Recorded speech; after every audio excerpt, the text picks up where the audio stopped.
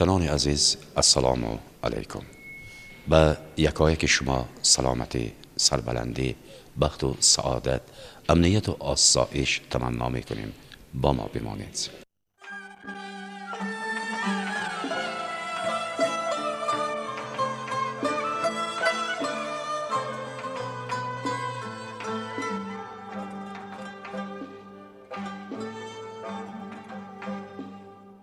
دوستی خلقای تاجیک و ازبک تاریخ چندین عصر دارد. ما این را از همکاری و دوستی نمایندگان ادبیات دو خلق بزرگ در مثال عبدالرحمن جامی و علیشیر نوایی دیده می توانیم.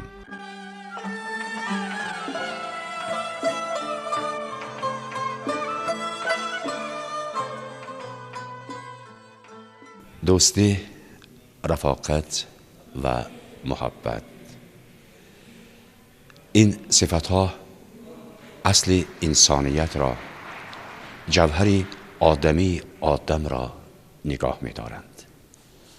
اگر ما به چهره دو انسان بزرگ، ستاره رخشان ادبیات تاجیک و فارس و ازبک، میر علیشیر نوایی و عبدالرحمن جامی یک نظر کنیم، می بینیم که مغز پند و حکمت و دعوت آنها را دوستی، رفاقت به حضرت انسان به یکدیگر تشکیل می کند. به نسل آینده میراث ماندن همین دوستی، به فرزندان میراث ماندن مهر و عاقبت و برادری با همدیگر مهمترین وظیفه امروز است و با مقصد اجرای همین وظیفه امروز در دانشگاه دولتی فرغانه تحت موضوع عبدالرحمن جامی و میر علیشیر نوایی تمثال دوستی خلقهای تاجیک و ازبک کنفرانسی علمی دایر گردید. جماعت را رکتور دانشگاه دولتی فرغانه روشن مقصودف افتتاح نموده تاکید کرد. دوستی و برادری که بین خلقهای صاحب تمدن و صاحب تاریخ قدیمه تاجیکان و ازبکان موجود است. اصلا ریشه های عمیق چندین عصر داشته. کلاسیکان ادبیاتمان مولانا عبدالرحمن جامی و میر علیشیر نوایی به سطح بلند برداشتند.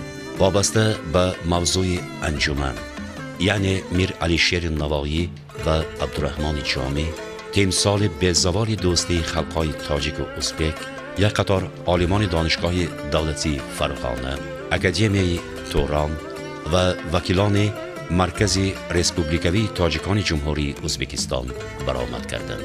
تاکید باید کرد در کنفرانس مذکور که استادان و شاگردان دانشگاه دولتی فرغانه به خصوص آنهایی که به شعر بلند، به سخن سازنده حضرت نوایی و عبدالرحمن جامی محبتی خاصه دارند حضور داشتند. مقصد و مضمون اساسی این جماعت علمی بدیعی به مستحکم نمودن دوستی خلقهای تاجیک و ازبک، برقراری امنیت کشوری عزیز و خاندان عمومی همان ازبکستان، رونق و پیشرفت این وطن یگانه، فیض دسترخوان خلقهای سرملت ازبکستان بخشیده شد. Farg'ona davlat universitetida o'zbek va tojik xalqlarining ulug' siymolari Abdurrahmon Jomiy va Alisher Navoiylarning adabiy hamkorligi, do'stligi, ustoz shogirdligi masalalariga bag'ishlangan ilmiy nazariy anjuman bo'lib o'tmoqda. Bu anjumanning mohiyati, ahamiyati nimada? Bugungi kunda globallashuv jarayonida millatlararo totuvlik judayam dolzarb bo'lib turgan paytda, adabiy hamkorlikni judayam sog'ingan paytimizda Abdurrahmon Jomiy va Alisher Navoiylarning hayoti va ijodiy merosini targ'ib etish, tashviq etish judayam dolzarb ahamiyatga ega.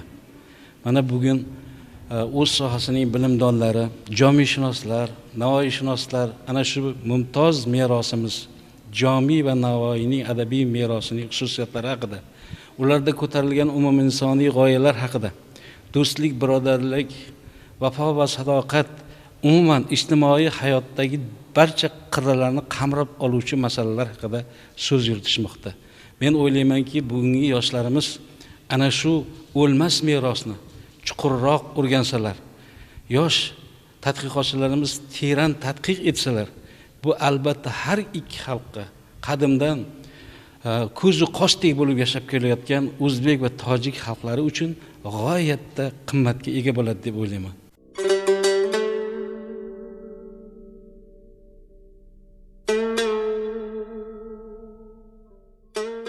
از هجر تو کارم اضطراب است امشب، جان از پی رفتن به شتاب است امشب، تن را ز فراق پیچ و تاب است امشب، دریاب که کار دل خراب است امشب.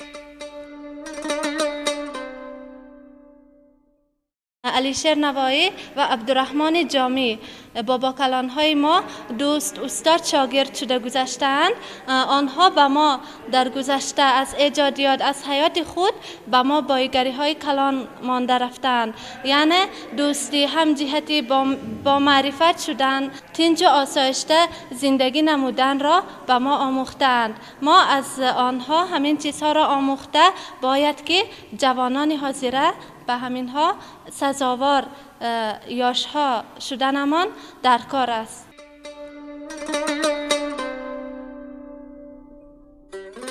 ساقی به قدح می طربناک انداز، عکس روی پاک در می پاک انداز، بس شور و شغب بر من به باک انداز، زان غلغله در گنبد افلاک انداز.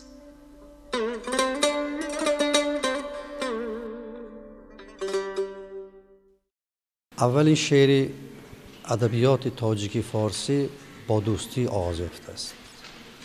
آدم الشعرا استاد ابو عبدالله رودکی گفتند که هیچ شادی نیست اندر این جهان برتر از دیداری روی دوستان، هیچ تلخی نیست از این تلختر از فراق دوستان پرهنر. یاد دوستان فرغانی بود که ما از تاشکند به فرغانه آمدیم و با همکاری دانشگاه دولتی فرغانه درباره دوستی و برادری ازلی خلق‌های تاجیک و ازبک و تمثال این دوستی بودن حضرت جامی و حضرت نوایی یک کنفرانس علمی امروز برگزار شد. با همکاری اکادمی فنهای توران، مرکز ملی فرهنگی تاجیکان جمهوری ازبکستان و دانشگاه دولتی فرغانه یک گروه عالمان، ادیبان، پروفسورها، اعضایان مرکز ملی فرهنگی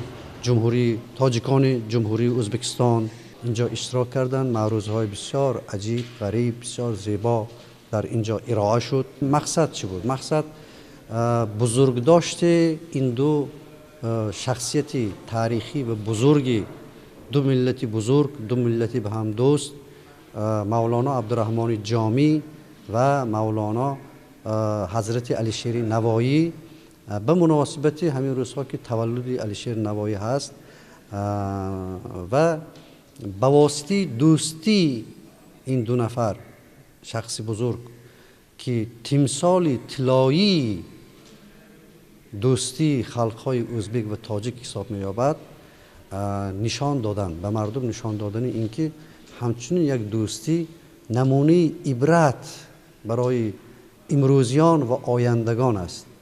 ما باید همین دوستی، همین تمثال همین دوستی دو خلق که نقطه بلندش دوستی بین جامی و نوایی هست باید پاس داریم، باید همچون گوهری که چشم نگاه داریم، باید اینه باز هم مستحکم تر کنیم، از این استادانمان، از این پدرانمان، از اجدادان بزرگمان باید عبرت گیریم و با آیندگان رسانیم. همین دوستی را پاس نگاه داریم، امروز بزرگ داریم، به آیندگان برده رسانیم که اولادهای آینده ما هم دوستی خلقهای تاجیک و ازبک را دوام دهد.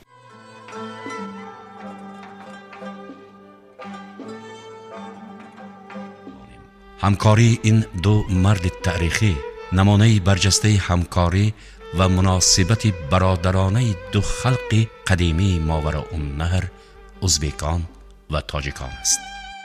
خدمت فداکارانه این دو شخص بزرگ را ما در تمام ساحه‌های علم مشاهده می‌کنیم، خواه در ادبیات، موسیقی، نقاشی، تاریخ نویسی، صنعت معماری، خواه در علم تذکیر نویسی.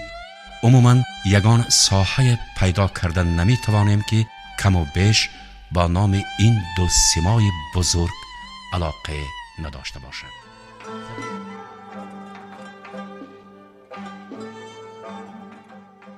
do'sti qardoshdir azaldan o'zbegim tojik bilan. Ikkisi bir bayt g'azaldan o'zbegim tojik bilan. Hayotda ham mana shu qardoshligimiz, qadrdonligimiz davom etyapti. Mana o'zim oilamda mana oyijonim, qaynonam tojiklar. Shuning uchun mani farzandlarimni ham qonida tojik qoni oqyapti. Demak bu o'sha Navoiy bilan Jomiyni qoni oqyapti. Shuning uchun men nihoyatda faxrlanaman. Mana shu do'stlikni ulug'lash bilan ikki xalqimizni, O'zbekiston, Tojikiston, umuman hamma xalqlarimizni, To'ron zamindagi xalqlarimizni birlashishiga juda katta zamin yaratildi degan umiddaman. Mana shu umum insoniy qadriyatlarni aynan Alisher Navoiy va Jomiyning asarlarida kuzatish mumkin. Ularning do'stligini o'zi juda katta ibrat hozirgi yoshlarimiz uchun ham. Ularning so'zlari hozirgi kunda ham nihoyatda dolzarb. Hozirgi kunda ham yoshlarimizga nihoyatda kerak.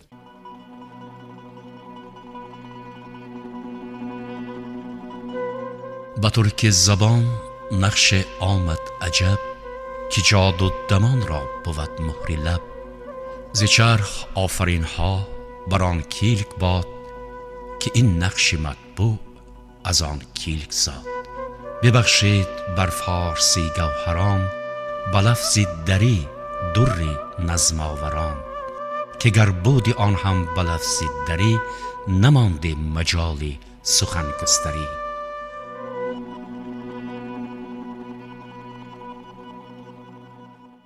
دو خلق بزرگ و دو سیمای خلق این بزرگ علیشیر نوایی و عبدالرحمن جامعی که از قدیم برای ملت دوستی این دو خلق خدمت کرده آمدن و البته حوزه سیاسی دولت هم طلب همین است که این دو خلق دوستی، برادری و از برای رواج رونق مملکت و از برای ترقی کردن اقتصادیات و مدنیت و معرفت این دو خلق و عموما معرفت مدنیت ازبکستان چگونه ضرور بوده گشته. من همین در حوزه کنفرانسی دیده گذشته ما رو گوش کردیم. البته ما شدیم که من از سمرقند آمدیم. فرقانه دیگرگون شدگی و فرقانه حوزه زمان با ماست ترقی کرده شده است. هر چیز رسد ز اهل دوران مخروش و از قسم ازل زیاده را بیش مکوش.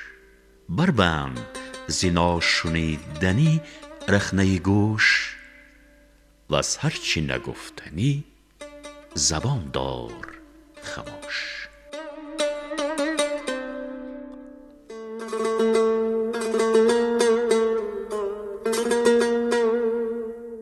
تا ماند قضا بر سر من افسری عشق، در بحر دلم ساخت نهان گوهر عشق. زان افسرم افتاد به کف کشوری عشق، زان گوهرم افروخت به دل اخگری عشق.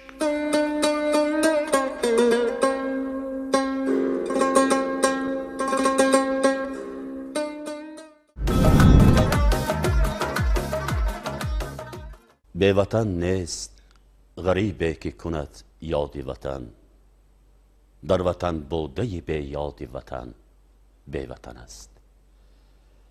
در حقیقت مهم نیست که انسان در کجا زندگی می کند و در کجا فعالیت دارد. مهم آن است که این زندگی و مقصد فعالیت او برای وطن، برای رونق وطن، برای سعادت خلق عزیزش باشد. ظهیرالدین محمد بابر از جمله همان بزرگانی بود که یک عمر از وطن دور بود، اما همیشه با وطن بود. شاه و شاعر ظهیرالدین محمد بابر نه تنها یک میراث گرانبهای معنوی گذاشت که امروز در گنجدان معنوی عالم قدر می کنند، بلکه یک مکتب بزرگ عشق و محبت به وطن و وطنداران هم بود.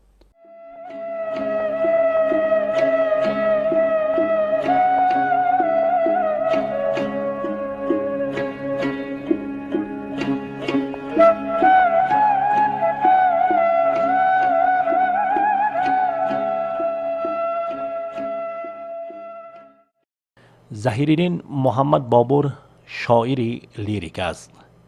در ایجادیات او قالب‌های شعری رباعی و غزل موقعی علاهیده دارد. موضوع اشعار بابر گوناگون است و این گوناگون رنگی موضوع در رباعی‌هایش برعلا احساس می‌گردد. در موضوع عشق، شکایت از زمانه، مسافری و غریبی، آداب و اخلاق قلمرانی کرده است. مثلا در باب وفاداری می گوید: هر کس که وفا کند وفا می بیند، هر کس که جفا کند جفا می بیند، هر کس که نکو بدی نبیند هرگز، هر کس که بدی کند جزا می بیند. شاعر در بعض رباعی‌هایش از صنعت سخنبازی استفاده کرده توانسته است با عوض و یا اختصار کردن یک حرف ترکیب 3 مصرع رباعی را دیگر کند. شاهم به تو معلوم نشد من چی کنم، آهم به تو معلوم نشد من چی کنم، من ابرو و رو گویم و تو بدر و هلال، ماهم به تو معلوم نشد من چی کنم. در غزلیات بابر هم شدت احتراس به نظر می رسد و در آنها موضوعهای مثل عشق، دوری از وطن، امید وصل در دایره مرکزی قرار دارند. شد ایام نوبهاران فرصت اهلی جوان باشد، شرابی ناب ده ساقی که عشرت را زمان باشد. گه دامان صحرا می شود از لاله ها گلگون، گه صحن چمن از چهره گل ارغوان باشد. زرنگ گل منقش می شود باز این چمنزاران، مگر نقاش عالم رنگ را در امتحان باشد. رخت ای سر باشد لاله‌زار گلشنی جانم، قدت ای گل به باغ عمر من سروی روان باشد. به هر جا باشی ای گل جان بابر نیز آنجاست، غریبت را ترحم می نما در آن چو جان باشد. از این غزلی که شنیدید عیان است که به حسن و طراوت طبیعت شاعر دلبسته است و عین فرارسی بهاران را با پزمانی پیشواز می گیرد. شد چند زمان یار و دیارم نبود، یک لحظه و یک نفس قرارم نبود. این سوی به میل خویشتن آمده ام، لیک از پی رفتن اختیارم نبود. بابر تا کی دهر مرا زار کند، صبرم کم و درد و رنج بسیار کند. تا هست جهان همیشه رسمش این است، از یار جدا نموده و خوار کند. ای بادی صبا سوی خراسان بگذر، بر یاری پریشان ببر از بنده خبر. تا چند سفر به میل دل می سازی، بین مای زی بحر ما بدین سوی سفر. نه خویش زی من خوش دل و نه بیگانه، نه غیر رضا از من و نه جانانه. هرچند به نکویی نمایم افسون، با بد شده ام میان خلق افسانه. از صدق هر آن کس که عاشق بشود، بر دیدن روی دوست لایق بشود. بیشک یابد مراد خود نزد مراد، هر یک نفر مریدی صادق بشود. دنیا همگی به من میسر گردد، در کار بقا اله یاور گردد. از حق بود این طلب مرا در دو جهان، هرچی طلبم همه میسر گردد. دل داده به زلف او پریشان گشتم، دو دیده از او گرفته حیران گشتم. بابور به تو گر راست بگویم در عشق، هر کار که کرده ام پشیمان گشتم. بشنیده صفات حسن تو زار شدم، نادیده به عشق تو گرفتار شدم. می پرس مرا ز غصه بیهانم کرد، بینگر ز هجر تو بیمار شدم.